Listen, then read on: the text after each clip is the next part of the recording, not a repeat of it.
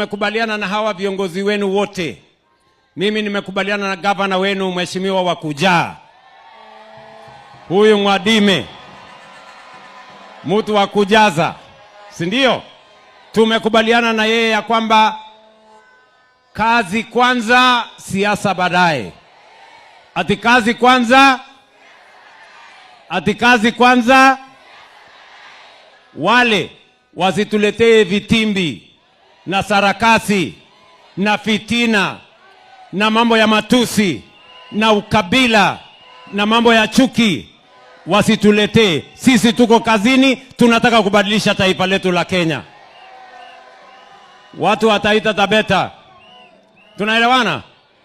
Na mimi naheshimu viongozi wote, na mimi nataka nimweleze kila kiongozi, wachana na fitina bwana, wachana na matusi, wachana na kuitana majina. Ambia hawa wananchi wa Kenya maono yako, tuambie ajenda yako, tuambie sera yako, tuambie mpango yako.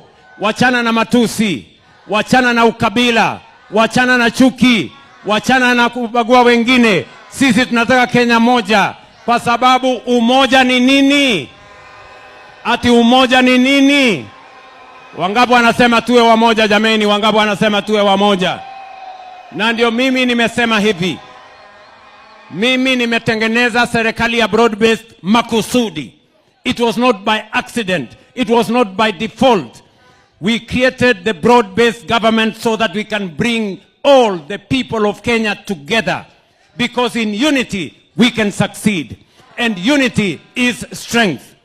Mimi nawauliza, najua mwaka wa 2022 hapa tulipiga kura upande huu na upande ule. Ni kweli ama si kweli?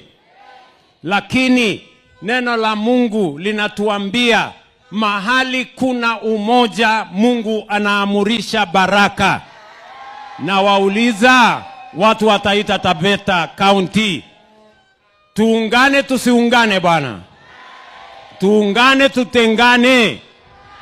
Wangapi wanasema tuungane bwana? Tuungane, tuungane, tuungane, tuungane. Kwa hivyo, kwa sababu ya masaa, mimi bado niko na mambo ya kwenda kuanzisha stadium. Mimi bado niko na maneno ya kwenda kuanzisha market.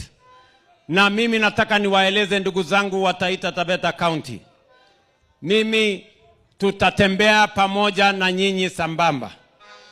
Na mimi nataka niwahakikishie ya kwamba nikiwa rais kiongozi wa taifa letu la Kenya, kazi yangu Mungu anijalie